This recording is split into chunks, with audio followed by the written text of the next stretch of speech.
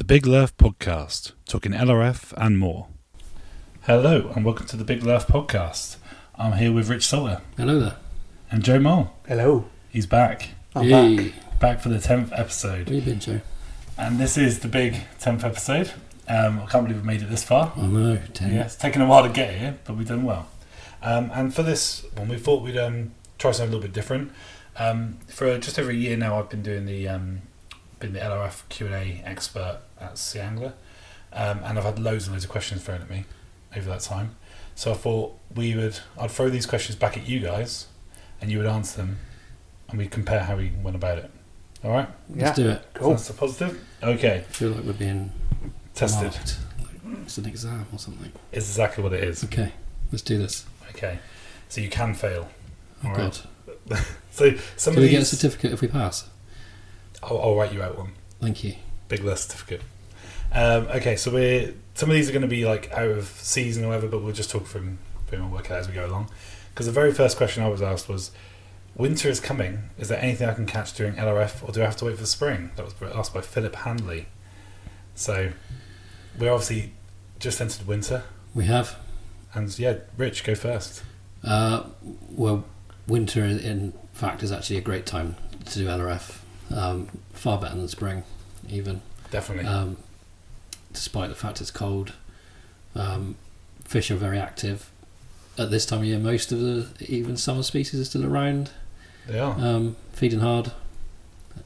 And there's plenty to go at, isn't there? Yeah. Joe? Yeah, all very true. Loads of fish about at the moment. You guys have just been out today. Yeah, we've been out in Plymouth today and had a good few species between us. Lots of what you would call your summer species, mackerel, gar, and things like that. So yeah, and it's the 9th of December today that we're recording. And so you guys have been out there catching some great species. So obviously I think that's pretty much what I said to Phil back all that time ago. And yeah, there's nothing that stops you really from getting out there, I don't think, in the winter. Other than the weather. Just the cold. Yeah. Yeah, definitely. It's cold out there today. And so, Josh Fletcher asked Hey, Josh. what are the pros and cons of tubular and solid tip rods? Oh, that's a good question, isn't it? It's a good question. Yeah. Go on. I feel this is right up your street, Rich. Well, I mean, I'm first to say that I'm not really a tech head or anything, but tubular, I use my tubular for metals pretty much exclusively. The sort of the tip of a tubular being hollow doesn't fold as much, so you can impart more action into a metal. You don't lose it in the tip, if you know what I mean, when you're working at lure. It's more direct sort of feel to it. Solid tips, having a bit more give are much better for sort of, I guess, like the sort of species scratching around. Yeah. Less resistance, less bites bounced off, if you know what I mean. Yeah. But I mean, there's more to it than that. But my short answer would be that, I think. Yeah, that is the sort of short answer. I think what's sort of muddied the waters a little bit, because you've got rods, they got solid tips that act like tubular. Yeah, obviously there's action to a rod comes into it, doesn't it? Yeah, fast. I mean, I think tubular tend to be a little bit more like regular action than fast, because obviously the solid tip is very fast. Yeah. But then you've also got, I mean, I've got a Solpara ultralight that is just, that thing bends and bends and bends. So, yeah, exactly. So there's variables, but that would be the simple one. What's your preference, Joe? So I've just picked up a triple cross, which is a solid tip. Yep. And been using that. And is that one of the Agi ones? Is it 10 gram? Yeah, one of the Agis. Yeah, 10 gram rated. I've been doing really well with it, and it's just good action and everything as well. But yeah, I do like having the metal rods as well. I do like bumping metals around and. Yeah, nice. Yeah. Very good. It's good to have a few in your stash, isn't there? Yeah, definitely. Yeah, Josh asking that question is very kind of him, because I know he already knows the answer. He knows his stuff, doesn't he? He definitely does. But thanks for asking, Josh, all that time ago. So AdKits on Instagram, so he regularly comments on our stuff. Andrew, I've fished with him a couple of times. You fished with him, yeah? Yeah, I don't think I have. Apologies if I haven't. I have. But he said, I regularly see pictures of tiny metal jigs weighing barely a gram. How do you fish these lures, and what can you hope to catch with them? Yeah. That's not really my speciality. No, it's one of mine. But, but I think, Joe, you love a micro metal. Yeah, I like a micro metal. So I'll use them on things like like my Agi do, which is a super light Yep. rated rod, and I'll use sub 1 gram and just over little metals. You can work them over boulders, reefs, things like that. Anything kind of close in where you don't have to necessarily get the distance. Yeah, it's a little bit more close quarters, isn't it? Yeah, and fish are just going to hammer that because it is just a tiny piece of food, basically. Around in front of them. Yeah, I think I'd turn in my sort of question. I think that with the really light ones, and particularly I think when this was sort of last year when the Nano Aggies first came in, and it was just sort of bumping them along the bottom and picking up stuff in like Tom Pot Blennies and things like that. So there's just such a variety you can actually catch on them. And they've really opened up everything, I think. It's just a scaled down metal, and so it opens up to so many more species and the areas where you can work them, doesn't it? Indeed. I do think using things like Ester-line and stuff like that is very helpful with that as well. Yeah. With the really tiny metals, the 0.6s and things like that. Yeah, definitely. Which are really small. Now the next question is quite a funny one because it's Darren Starkey. Oh, Darren, yeah. Shout out to Darren. How would I go about catching a top knot? Oh. Yeah. So how many top knots have you guys? So what's your top knot number? I've had 5. I think in total, with over the course of 7 years LRF in. So funny, isn't it? Yeah, they're still a very prized catch when they do turn up. Yeah, very special fish. Yeah. How many you had, Joe? Just the one. I thought it was just one. Yeah, was that the one on the? When did you have that? Was that CLF CLF? last year? Yes. I remember it very clearly. Yeah. Hours trying to get it. Yeah. So I remember I think we told the story about that, but I think we were very tired at the time when we were telling the story. But would that be a Falmouth? It was. Yeah, it was. Yeah. Yes. Yeah, I think for me, I've caught lots of top knot this year. Actually, I've been quite lucky. I think for me, it's location. They're so specific. Yeah, definitely. And if you can find the location where they are, I mean, there's popular places. Tor Bay is a really good area for them. Yep. Plymouth, Mountbatten, obviously, as we talked about multiple times. Yeah, we only had one come out during the fundraiser, but it was nice to see. I knew one would come out though. Yeah. They are there, but they are surprising, and they do turn up in other places. Yeah, they like a flat surface, don't they? Basically, a harbour wall, or rocks, these boulders. giant boulders, basically, are perfect, aren't they? So, in fact, I've caught all mine either Mountbatten, Holden, or I actually caught one at Lyme Regis in the same sort of ground. Same sort of ground. So that one at Brixham as well, didn't you? Yeah. Oh, yeah. So maybe I've had more. Maybe I've had 6. Okay, nice. Yeah, let's get more all the time. Yeah, adding to the. But that's sort of ground though. All of those things you described are big boulder filled. Yeah, they're all sort of areas. Yeah. Something because the top knot. I don't know if we've described it before on the pod, but they are weird flatfish in the fact that they can go the underside of rocks and hang underneath and upside down. Very strange fish. Yeah, they've got like an extendable mouth, a bit like a John Dory. They can just shoot out and grab your lure or a prawn and things like that. So I think anything prawny, anything like small fry lures tend to do pretty well. Also pink isom for me. Yeah, I think I've caught most of mine on pink. Yeah. A lot of them I've been on Eco Gear Aqua. Yes. Either Kamushi. Yeah, or Kamushi. Or the is it Katsu? Katsu Aji Straight, is it? Yeah, that's it, yeah. Yeah. Done well on those. So so they're good ones. It's a really interesting fish. I mean, I don't think we could ever. None of us would get ever tired of catching a top knot. I think they're just the coolest fish. They are. Yeah, and I think I've had a couple by sight fishing, and that is genuinely the most exciting way to catch them because just the way they attack a lure is really just quite savage. Yeah, I bet. Yeah, and it's just because you feel like a proper FUD on the line, like a scorpion's taking it. Yeah. But they're a really fun fish. Yeah. I think my proximity to Plymouth, obviously living in Plymouth, I think I've been lucky to be on some great top knot ground over this whole time. It's a good spot. Indeed. Next question. We've got Thomas Rimmer has asked, what is your preferred method for LRF around harbours? Drop shot or jig heads? Joe, you want to go first? Drop shot or jig head? Jig heads. Yeah. Jig heads, yeah. I don't really use drop shot. I haven't used a drop shot in 3-4 years now, something like that. Really? Yeah, so... That sounds like it's clean. Like it's just like you got clean. I got clean. I had a drop shot issue. Go with drop shot. I go with jig heads. Go with chebs. That's my... You love a cheb. I love a cheb. Yeah, so you've cheated a little bit and changed it to chebs. Yes, yeah. Okay. I don't like either option. I'll have cheb, please. And Rich? If I had to choose between the two, probably drop shot at around harbours. Yeah. I think you probably could have a quiet old day if you stuck to jig heads around harbours. I mean, if the pelagics are around, then of course, jig head is the way, isn't it? But if I was fishing for species, I'd go drop shot. Yeah, definitely. Yeah, I like a drop shot. What did I say on this? I said I'm going to cheat here and say both. So there we go. But I like I definitely like using them. I use drop shot a lot if I'm like going for flounder and things. I want something like in their faces. Yeah. That's not an original idea, by the way. That is an andymytton tip, and I absolutely give it to him if he's listening. But he said that, and ever since I've had that idea, he told me. I do like a really, really light jig head for around the harbour, particularly in the shallows. I think that's a key, isn't it? Go subtle and around the harbour, scale down. That's it. Yeah, very, very light, like we talked about in the last pod. But that was I think that would be my way. But yeah, they both got their uses.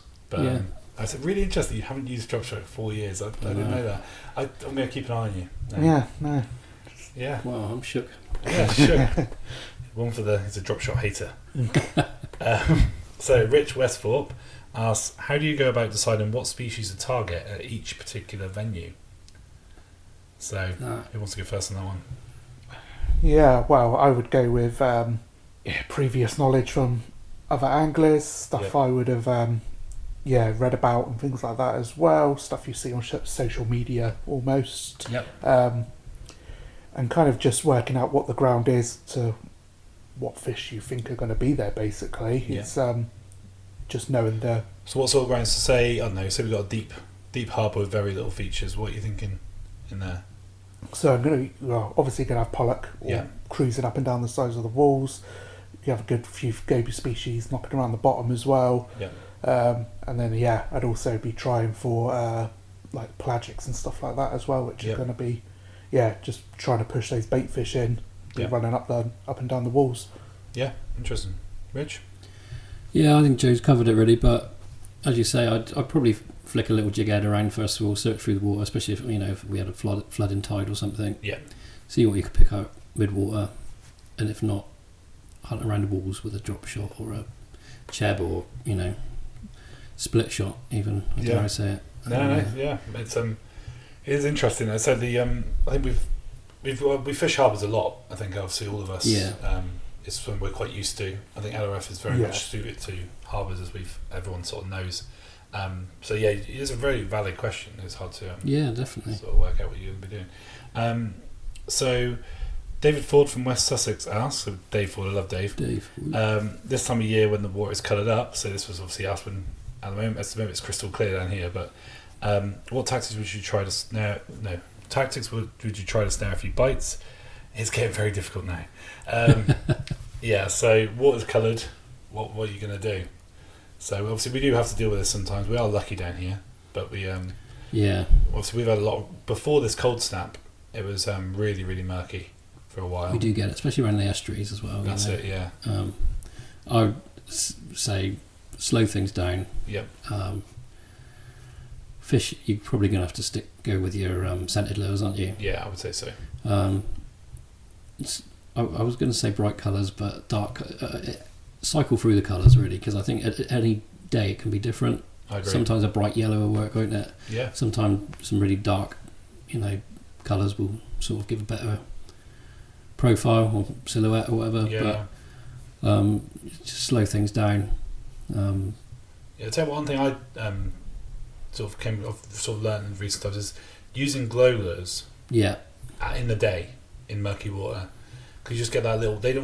It just gives you a little bit more. I don't think it's just a mental thing, but I just feel like I've got a little bit more confidence. Yeah. Well, that's it. Fishing is very much a confidence thing, isn't it? Exactly. So. Yeah. It definitely, it's going to shine through that a little bit, isn't it? So because it gets dark real quick in that water. So, I mean, where you are in Dawlish, is it coloured up pretty badly there sometimes? Yeah. We obviously got the estuaries both ends really. You've got it coming out of Teignmouth, and you've got the Exe estuary as well. So our water does churn up quite a lot as well. Yep. So it is just fishing slow. It is your winter tactics really. Just low and slow, plod them along, and maybe something with a little bit of vibration. Yeah, I like a bit of vibration. Make a bit of noise can help as well, can't it? Yeah. A little bit of a baited metal or something like that could be interesting. Yeah, I was just going to say that. Metal with a bit of isomi on it, something like that, that's just going to, have that bit of flash in the water, bit of scent, and Yeah. But just be patient. Stop a lot. Yeah, definitely. That's the way to do it. I think that's pretty much what I said on that one as well. So Steve Rowland, so he was asking, with the fish being less active in the colder and sometimes coloured water, do you ever apply any of the scented gels to your soft plastics for added attraction, or do you rely entirely on just the movement of the lure? So I don't think I've ever used a scented gel. No, I think we've got enough with scented lures, haven't we? Yeah. They're releasing. It's a little more common in freshwater for the scented gels, I think. It is, yeah. I know Matt Barnsley sometimes. He likes that. Likes to spot on a bit of gel, doesn't he? He does. And to be fair, if it makes a difference on that, because to be fair, as we just said, it's probably a confidence thing. Yeah, definitely. You think it's just something. If whatever helps you keep that lure in the strike zone for longer, I think is what you. Helpful. Yeah, absolutely. Yeah. So that's interesting. Okay, but again, this sort of follows on from this one. But what's your favourite species hunting lure that's not scented? And you've had a year of this, Rich, so you should know. So when we say not scented, I'll say things that's not artificial bait. So not gulp, not something that sits in a pot in some liquid, basically. Exactly. Yeah. I will allow Kitec. Yeah, rightly so. Yeah. Because almost every soft plastic has got some sort of scent in it. Yeah, absolutely. Yeah. So unscented. You know what I'm going to say before I say it. Go on, say it. So the Magbite Booty Shake. Booty Shake. Has really the sexy bomb shake. It's really shaken up my world this year. I'm not sure how many species I've had, but I've had a lot of different fish on those. Yeah, they are really nice. They're lovely little. I don't know what, inch long probably. Yeah, they do like a 1.2 and a 1.4, I think, and a 2-inch. Nice little slim profiled lure with a sort of flared tail. Yeah, it's a really cool action on it. I'm really impressed with them. Yeah, really good. Really sort of proper micro lure, aren't they? Yeah. So you can really put them on a tiny little jig head or a small chab. And they come in like so many cool colours as well. Yeah, real nice range of colours. Just look good in the water, don't they? And I've had all sorts on that. They're a pleasure to use. You've had a good year on that. Yeah. How many species do you want unscented? 32, I think. 32 is good. It includes freshwater, mind, but yeah, but still, that's very, very good. Yeah. Joe? Yeah, so it doesn't have to be soft plastic, could be metals if you. Throwing it out there. Yeah. So I've been enjoying the jig paras, things like that. So Majorcraft jig para. Majorcraft jig para. Is that the regular ones or is it the regulars slims? and the slims? Yeah. So both catching on those earlier, weren't we? Garfish. Yeah. Cool pollock. Yeah. Nice. Yeah, do really well. Just the way they flutter through the water on that drop and stuff. So nice. Yeah. That's what was getting the hits of the pollock and the mackerel earlier. It's on that flutter down, they were just striking into it, and they were doing the what job. weights are you using? 5 grams, 7 gram? 3 5s and 3 and 5, 7s. Yeah. 5 and 7, Yeah. I do love the 7 gram. For some reason, to me, that just feels like back when I first started LRF and I was using like metals and and I was just linging them as far as I could. And that for me just really harks back to that. But I remember the first time I fished with one of those, I was just mind blown by the action. Yeah. So I've been using like the Fladden, the really cheap ones. And you still get no action. Game, completely different. Yeah. So like obviously there's lots of copies out there and stuff, and there's so many good metals out there, really, really good. Yeah. But I think the Majorcraft jig paras are a real just class. They're up there, aren't they? Yeah, definitely. Yeah. Very, very good. I said, speaking of Majorcraft, the Nano Magis, they're probably my favourite species hunting lure that's not scented. Because I've had so many species on them. You have. Do you know how many you've had on those? I really should know, but I don't know. Because I'm not a stats man like you. I just you don't keep a spreadsheet, do you? I don't know. Well, you need to teach me how to use one. Yes, you need to know that. I do. Okay, next question. So, this could be more aimed towards me, but I'd like to target flounder this coming year. Is LRF suited to wide estuaries, such as the X or... Is it Tyne? How do you pronounce that? Timoth? Teen. Yeah. Is it? Is it teen? I've never been sure about that one. No. Well, you live near it, so you should know it. What would be the best approach if so? So, wide estuaries, LRF. Have you guys done much of that? A little bit. I must say I tried more of that at the early part of my LRF adventure. Yeah. And I found it pretty hard going. It's so hard. If I was going to do it now, I think a drop shot, cover as much ground as you can, sort of. This might be a good opportunity for us to talk about our flounder session that we had the other day, because that was estuary. Yeah, it was, and it was sort of as it widened out, wasn't it? It was covering a fair bit of ground. That's it. Yeah, so we were using drop shot, snoody drop shot. Yeah. And the snood is just, I think, one, it helps you for the presentation of lure when you're fishing at distance, because if you think about you casting a drop shot, you've got the angle kind of goes against you a little bit, which means your lure is kind of facing the wrong direction. Yeah. So when you've got a snood, it kind of goes more natural. Yeah, with the, it levels out a bit. It levels out. A bit more movement as well, isn't it? A lot more movement, yeah. And I think the bites tend to be really confident on a snood. I think that's the other thing with a drop shot. You do miss a few more as well, don't you? Because there is only that distance between the eye of your hook and the point of your hook. That's it. And you can bump them off, can't you? Or they can easy hit the line or whatever. But yeah, the snood makes a big difference there. It does, and you did really well.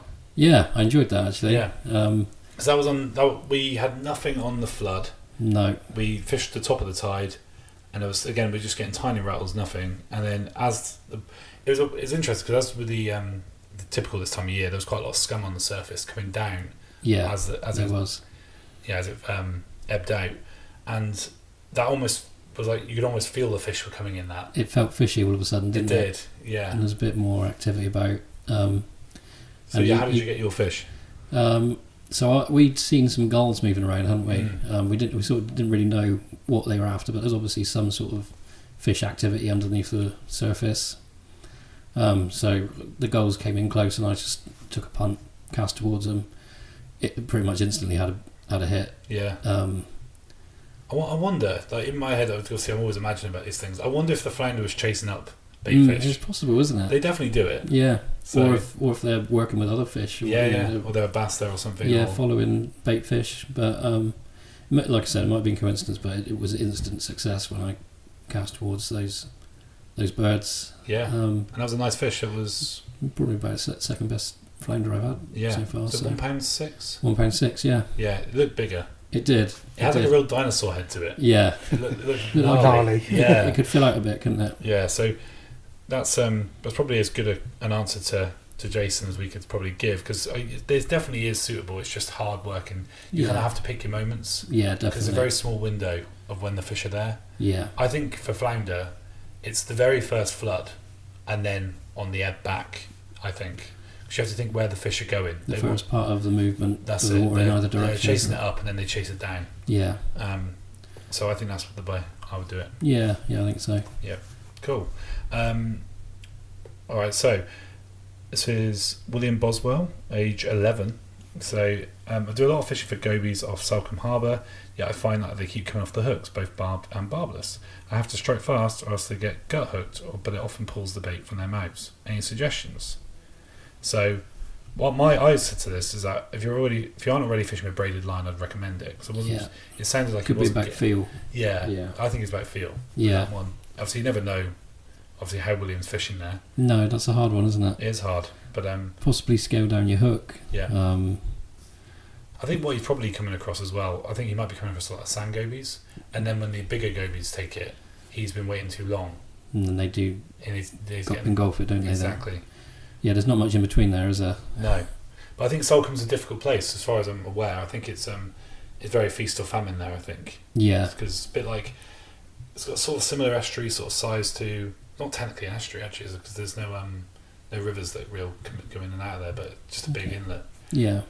There's a lot of fish that go in and out of there, so it's interesting. Yeah. But it's an interesting question. But I think I recommended braided line and smaller hook or bait lure combination with braided line.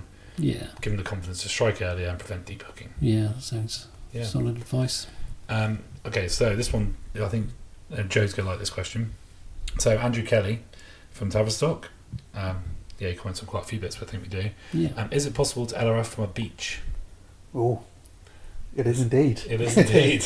So yeah, I'm in Dawlish, which is a big long beach. It is basically. So a lot of the stuff I'm doing is just casting straight off the beach, or off boulders straight onto big stretches of open beach. So and you get all sorts. So So a very basic tactics. What do you recommend if you're heading to a beach and you want to do a bit of LRF? So if it's clean ground, I will basically just wang a metal out and just work it along the bottom. Most things are going to grab it from there, even down to your mackerel and stuff like that. They're going to pull it from the bottom. Yeah. And it's just having that bit of bit of confidence just sticking to an area, but also not being scared to walk up and down the beach as well. And as you were just saying on the last question, looking out for things like the gulls and stuff like that, anything that kind of give you subtle signs to where there's going to be movement in the water and stuff like that. Yeah, I definitely think you need to keep your eyes peeled. So it can make a big difference. Yeah, but it's something I'm a bit more comfortable with, is just fishing open beaches, because it's something I've just had to do. Yes. So it's, But you've had some great fish. You've had, obviously, like turbot, you've had lots of gurnards and... obviously mackerel, bass, everything, That's good. Any thoughts on that, Rich? Basically, agree with Joe. I'd always attack it with metals, I think. Cover the ground, get the distance. I also say time of day is pretty critical with beaches. I think we talked about that in the after the fundraiser, didn't we? We sort of said about in the evenings tend to be really good. Yeah, early or late, basically, isn't it? As sort of low light conditions tend to be when things get going, isn't it, really? Definitely. Particularly dusk, I think. Yeah, dusk is a very exciting time. I think there's something very evocative about fishing a beach, because the sun's going down. It's a nice place to be, isn't it? It's a lovely place to be, and like, so if it's just popping off, and you've got mackerel topping, and you've got the bass chasing the white bait and stuff, everything's coming in. Birds are diving. You've got, it's just beautiful. Yeah, it feels very far away as we sit here. It does, doesn't it? In the cold, but it's it'll be around sooner than we. It'll be back. It'll be back. Let's hope so. Yeah. Okay, this is going to be for Mr. Devon Lerfer over there. I often get little taps on ice and worm baits that I can't connect with. Would it be an idea to fish a stinger hook? Wow. If so, how? Well, that's a good question, isn't it? Yeah. Yes, it would be a good idea to fish a stinger hook. Obviously, we've spoken about this before, haven't we? We have. And have found a good way to fish a stinger is on a cheb rig, because you can use the clip to slide you could use a hook to nylon, but the Tanago hooks you can get now make that job a lot easier, don't they? Yeah, they also happen to be about the right length as well, don't they? 3 centimetres, 4 centimetres. Yeah, we've had a little bit of this, haven't we, in the Winter League, where we've just had to remind folk that a stinger isn't a stinger if it's 6 inches behind your main bait. It should really be the length of your lure.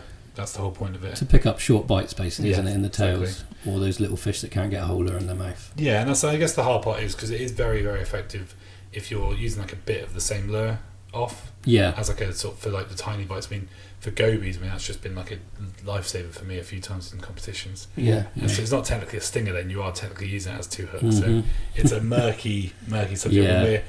It's not in like a huge way. If you're just fishing around, it's fine. But in competitions, we're trying to be fair. Yeah. So we're making a rod for our own backs, I think. We are. But there we go. We're just trying to be open. Yeah. It's just tricky.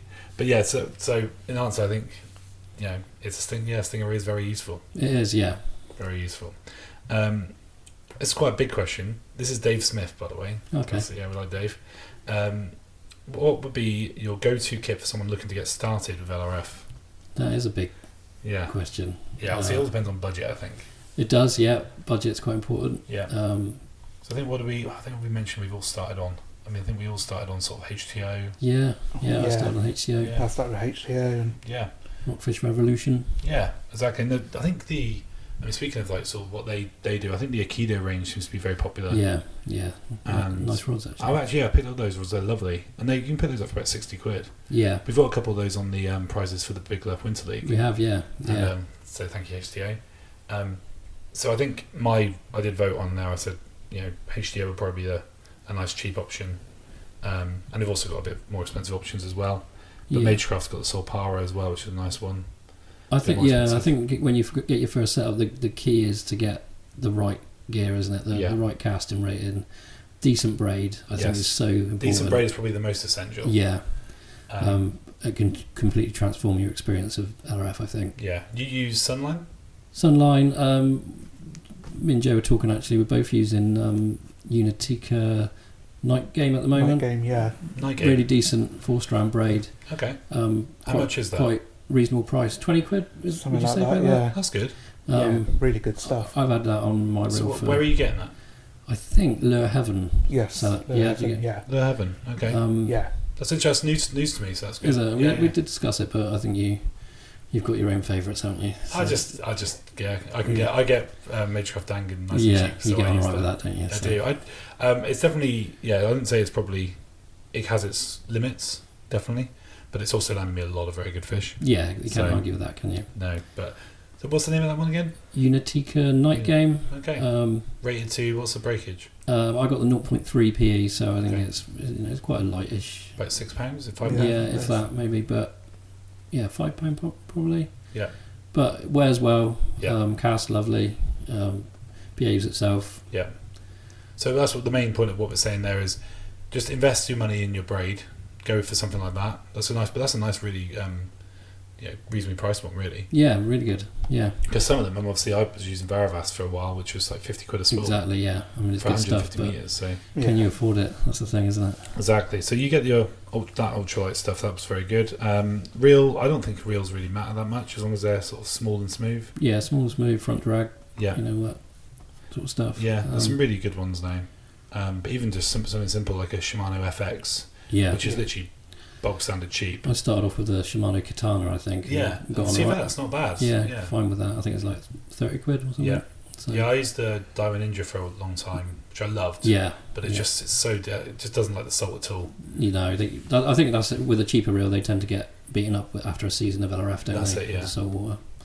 But maybe if you're just feeling like you're feeling your way into it. Yeah, get something like that. Exactly. So concentrate on the braid and the rod, and just go fairly cheap on the reel, and you'll be okay. I think. Yeah.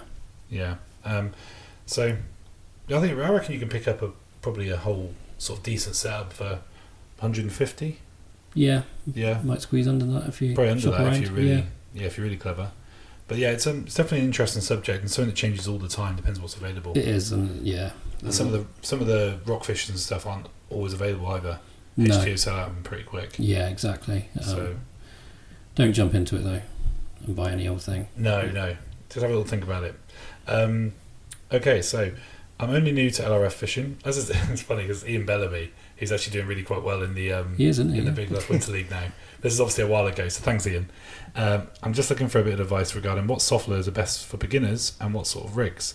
I have been sticking to Gulp Alive Sandworm just on a drop shot, but want to expand on this with so many different soft lures, it can be hard to work out. So, what can we recommend for different soft lures? I mean, there's so many laws out there, isn't it? Yeah. And, I think it's more important to get the right profiled laws, because this is what I really struggled with when I started out.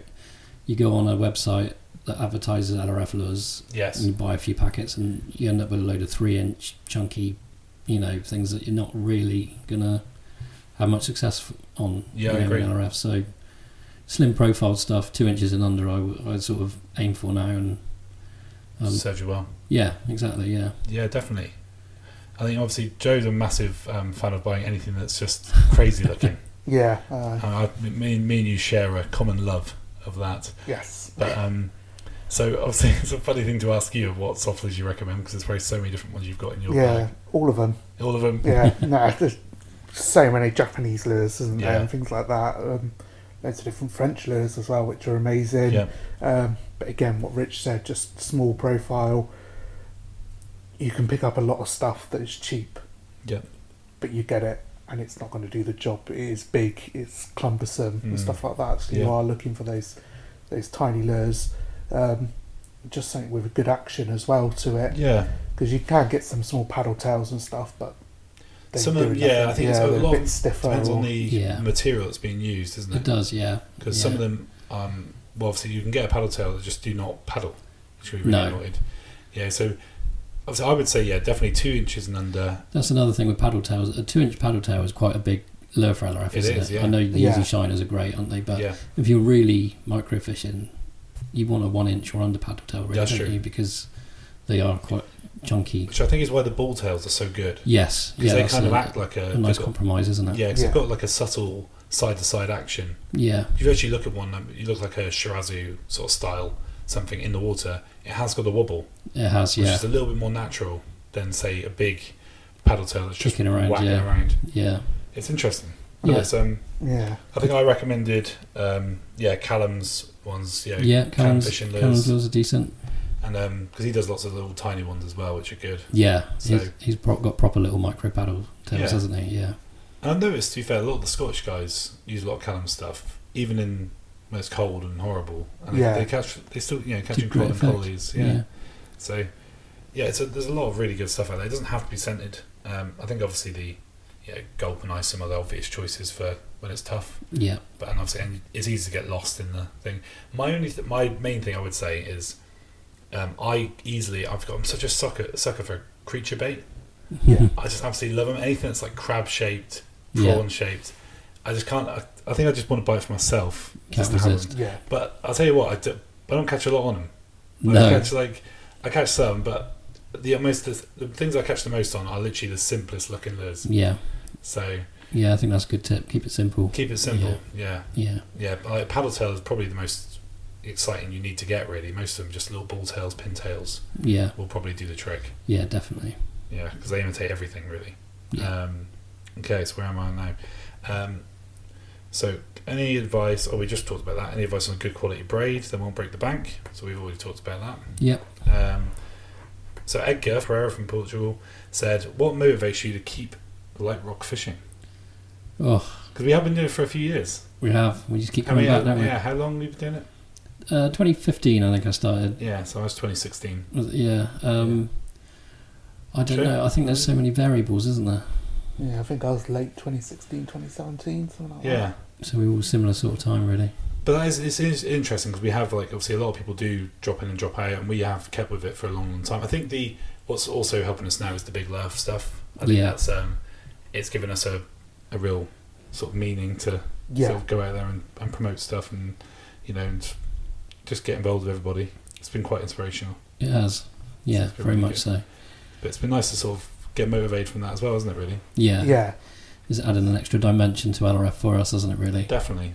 But I mean, if it weren't for that, I would still be doing LRF, and I just love the thrill of a half decent sized fish on LRF tackle. Yeah. The excitement.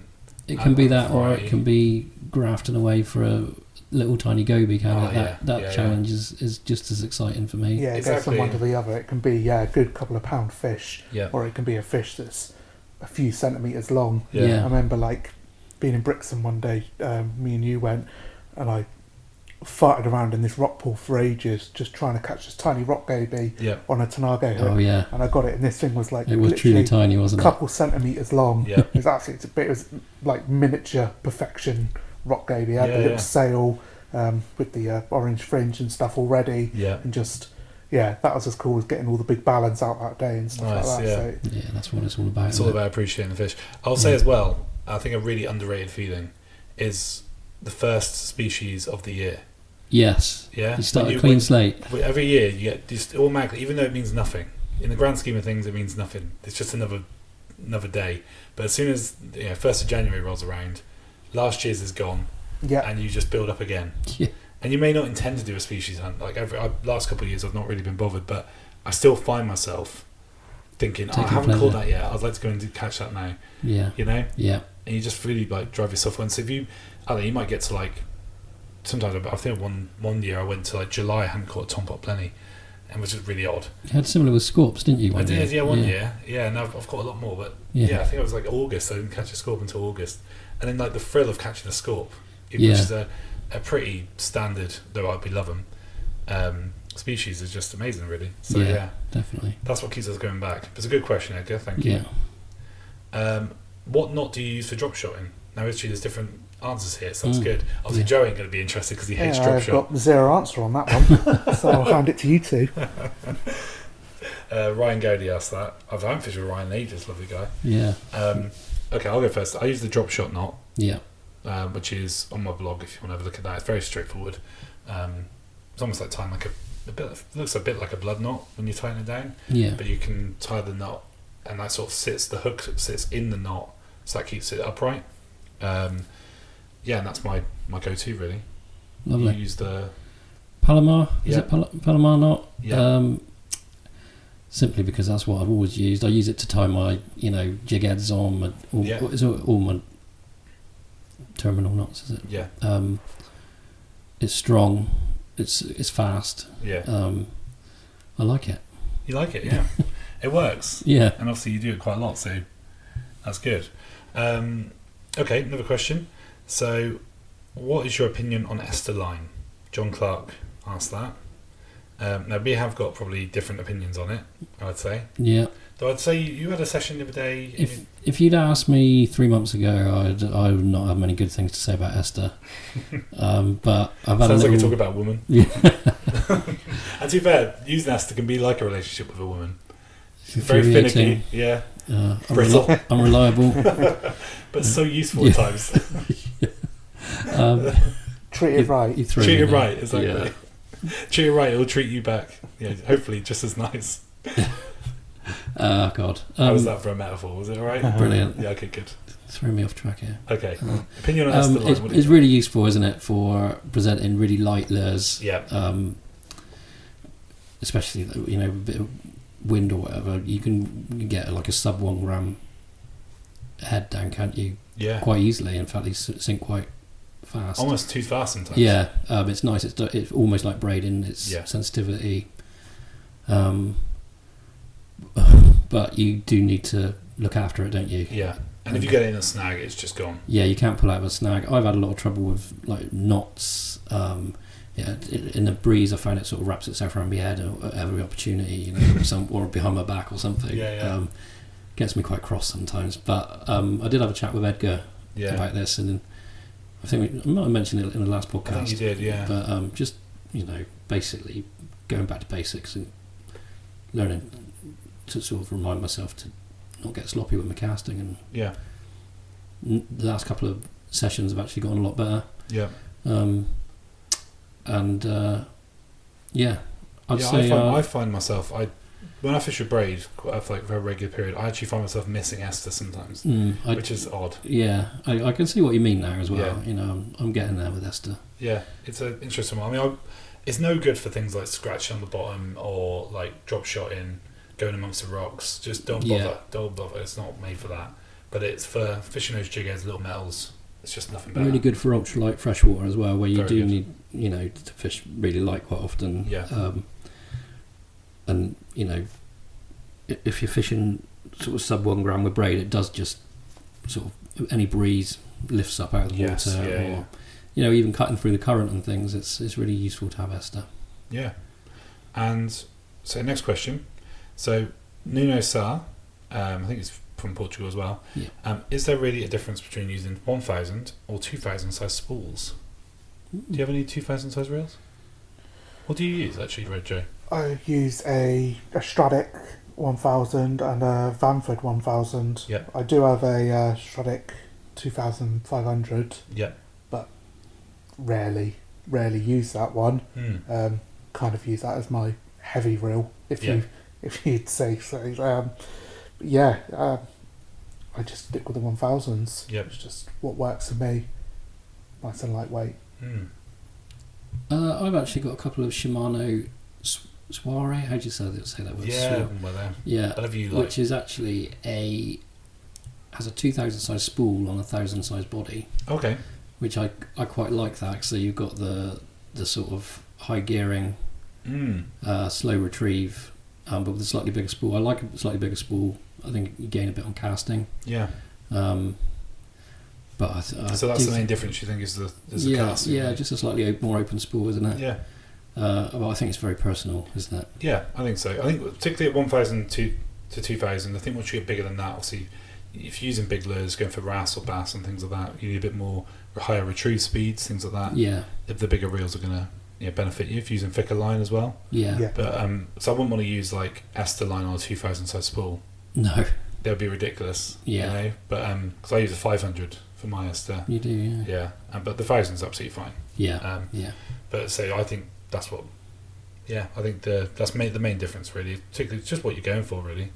I use 2,000 for like my metal work.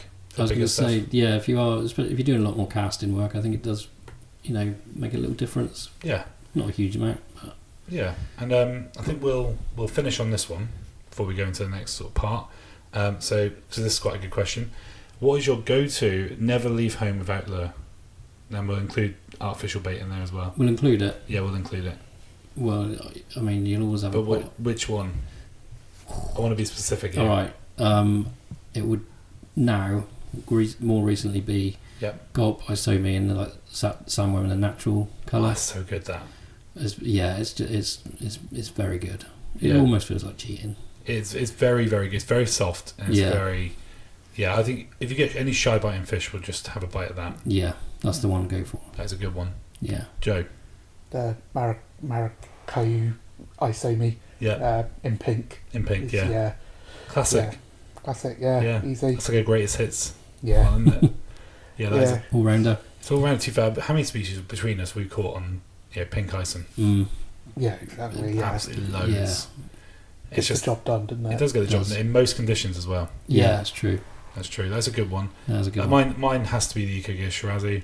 Yeah. I've caught everything on it, and it's a really boring answer. It's my answer to most things. But it's genuinely just because you also got it's the aged ones that have come out recently that we get more of. Yeah. Which they're like softer, some glow in the dark. I just love all that. Yeah, you love a bit. Yeah. I just feel supreme confidence whenever I'm using it. That's what it's all about, isn't it? Exactly. You know that's you're going to catch. Exactly that. So yeah, that's a bit of an interesting one. I've still got loads of questions I can ask. We might do that another time. Save them for another day. Exactly. But yeah, we'll move on to the next part. The Big Lerf Podcast, talking LRF and more. Welcome back. And it feels like a really good opportunity for us to talk about the Big Lerf Winter League, because we are, just over 1 week into it? Week in, yeah. Yeah, a week into it. And it's blown us away, I think. It has. Yeah. It's been busy, hasn't it? Really busy. We've been logging a lot of catches. And I think obviously we were previewing a little bit, just me and Rich the other day. But Joe, obviously we didn't have you here last time, so what's your thoughts on it so far? Oh, it's mental. Yeah. We're 9 days in. The amount of fish that's been caught already. Yeah. Me and Rich were talking about this earlier. There's so much already. You've got all your gurnards that have come out. You've had tubs. You've had greys. Different flatfish. Just everything. It's been bonkers already. Yes. And we've had a lot of anglers are on really good totals already. Yeah, high teens. Yeah. Which is just fantastic. Yeah. And I'd say we've got a few outliers. Obviously Dan Cooper's been doing really well.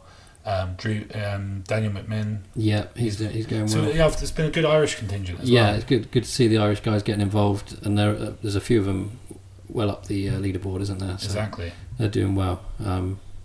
Good to see quite a few juniors getting involved as well. Indeed. And they're finding some fish, aren't they? Really good to see. The juniors have been amazing already, and the fact they're all meeting up, that's what makes it for me, and I've mentioned to you guys and stuff like that, is just when you see them on like the Big Lerf group, they're all like, at the moment that Ruben Judge is asked for like a meet up, and I think he's doing one next Saturday, but and I know like Will and Tom and things like that have said they wanted to go, and it's brilliant. Just all the really juniors that are getting involved is really cool. I fished the other day in Torquay, and I noticed someone kind of down the harbour wall a bit fishing, and I was like, they're lurfing. I can tell they're lurfing. And as he made his way up, I was like, oh, that's Will. Yeah. And Will was our junior from the fundraiser who won the fish off. Won the fish off against Tom. Against Tom. Yeah. But it was freezing cold. Like I was in layers and I was shaking, just miserable in the cold. And he's in his shorts, just with a coat on. Just fantastic. Plugging away, pulling out fish. It's that's what we like to see, isn't it? Yeah, definitely. Really cool to see. A little a word on Tom actually, because Tom's been doing really, really well. I mean, he had a cracking flounder on an easy shiner. He did, that's a great catch, isn't it? Which has been probably one of my favourite catches of the league so far. Yeah. And bearing in mind, Tom's 15, is he? Yeah, I think 15, 16. Yeah. It's incredible. Really, really good. Yeah, amazing. And he's been catching some nice bass as well. So he had bass that day as well, didn't he? And very, very consistent. So obviously, he's sort of been there since the beginning. But there's been great seeing lots of new ones as well. Yeah. So we're it's just been really, really positive. I said any sort of favourite catches other than that stand out at the moment. I think we've had a butterfish come out, which is really cool. Yeah. Short spine scorp. Talk about that. I think that is the favourite, isn't it? Yeah. We'll talk about it. Let's see. So that's our mate Kev Benton, isn't it? Yep. Up in Hartlepool. We said before he's flying the LRF flag up there, isn't he? Yeah. In really challenging conditions. Sticks with it through the winter, doesn't he? And kind of put Hartlepool on the map. He very much so. Yes. Yeah. And he's been after a short spine for. Has he had one before? I know he wanted. He's had them before, I think, but I don't think he's had one for a while. Yeah. And to get one on a lure is obviously special as well. And it was a proper pig of a fish, wasn't it? Definitely a pig. Yeah. I think he sight fished it as well. Yes, apparently so. Yeah, because obviously I know where they do that, and that is just amazing. Yeah. It's been incredible to see. Such an impressive catch, that. So yeah, really happy to see that. I think obviously Dan and Andy and Ben went up there, didn't they? And, yes, they all met up there. Lucas was up there, wasn't he? And he had a nice cod. Yeah, that was the sort of size cod I'd like to catch. I think. Yeah. If we can sort that out. Yeah. Okay. In the new year, please, guys. Well, we'll do that. We'll try our best. But it's interesting. It's hard graft up there up north, and fair play to everyone who's doing it. It pays off, doesn't it? Who's the chap? Is it Clyde Lerfer? He calls himself. Is it Andrew? Andrew, say right? Yeah, he's doing well, isn't he? Really well. Yeah. He's going for the King of the North prize, I think. He's catching some cool fish. He's had short spines. Yeah. He's had some other ones as well that are on there. Collies, of course. I was looking. There's only a couple that from the King of the North list that haven't been caught now, isn't it? I know the same person hasn't caught them, but there's only 2 left, I think. I think the lump sucker would be amazing if someone gets one. Yeah, lump sucker and... Because Dab have been caught. Eel pout, is it? Eel pout. Yeah, again, that's another one. But I think the guys who are really up north have a good chance of those. Yeah. It's just with a bit of perseverance, one will come out. And I'll be so happy when it does. Yeah. And I'll just be really, really pleased. But that's been really good. Obviously, it's been very, very cold recently. Very cold. It has. And I think, obviously... For the Scottish guys, particularly on the North Sea coast, I think the storms are rolling in a little bit, so obviously that's tough. A bit of a battering up there. Yeah, so obviously that's tough. But I think shout out to sort of Lee Jackson as well, because he had a lovely session at Weymouth, didn't he? He did, yeah. He had some great fish, didn't he? Yeah, tub gurnard. Nice old tub, wasn't it? Yeah. Always happy to see that. It's lovely to see a tub, particularly in December. It is, yeah. Because they are around, but you just don't see as many. No, it's a nice sight, isn't it? Really, really nice. I think lots of. You tell you what, I have seen a lot of is just the goby IDing. Because we've been asking for the good photos and obviously for them in the tanks has been a lot better. It has, yeah. That's been really good. It's been a lot better. So shout out to everybody. Really, thank you for doing that, because it makes our lives so much easier. Yeah, I think people are catching a lot more common gobies than we realised. Yeah, I think we've taken that from that, haven't we? Really? Yeah, there's a lot of common gobies out there. Maybe they are more common than we think. But because I think for years we've just kind of gone sand goby because we just cannot ID it. Yeah, it's just hard. Yeah, but when they're in the tank, you can see the things. You can see those features, can't you? Exactly. And so, painters have been coming out. One thing I never realised is how many painted gobies there are in Sutton Harbour in Plymouth. Yeah. People have been putting them out. Is that where they're coming from? Ollie had one first fish the other night. Interesting. Yeah, for years I've fished that place catching sand gobies, and they were probably painted. Probably painted gobies. Just had no idea. It's interesting how your knowledge changes over the years. Yeah, we're always learning. Exactly. But the freshwater guys have been smashing it as well, haven't they? Yeah, they have. So it's good to see Matt Barnsley's on it again. Max, obviously, Dude's Tenego Max, he's on it. Yeah, they're at the top. I think we're tied on 5 each, were they? Yeah. Or Max might have got 1 or 2 extra now, actually. Yeah, I think he's been on it. But obviously the freshwater guys have got a real tough job on their hands, because it's not... That's what drops down quicker than the sea, doesn't it? Yeah, and then we see it sort of spring into life early February, March time, don't we? Yeah. So they have their sort of flurry of activity when the saltwater dies off a bit. Yeah. So that's the bit that keeps us busier towards the end of the league. Yeah, definitely. Brilliant. Well, just wanted to sort of round that up and just say thank you to everybody who's joined in. We've got over 180 people. Yeah, it's amazing. Yeah. A lot of anglers have already got out and had a go, haven't they? Exactly. It's been great to see. Yeah, it's a really good percentage of people who have already been out. And there's so many people on more than 10 species now, which is something we didn't see last year. No. For quite a while. A lot of the fish took a long time to be accumulated, didn't they? Yeah. Whereas people in 9 days have smashed it out of the park. Exactly. I think it's going to be really tight at the top this year. Yeah, I'm excited to see how it ends up. Yeah, how it finishes. It's going to be a good competition, I think. Yeah, definitely. So, but best the of luck. meetups have definitely been what's made it. It's just so many different people have been meeting up with each other and having day sessions, having weekend sessions. Yeah. So, which is what it's all about. And long may that continue. Keep that going. Yeah, exactly. Yeah, we love to see it, guys. So thanks for doing that. And best of luck for the winter ahead. Yeah. Good wrap luck. up. Yeah, wrap up warm. Yeah. And thanks for listening. Yeah, cheers. Cheers. The Big Lerf Podcast, talking LRF and more.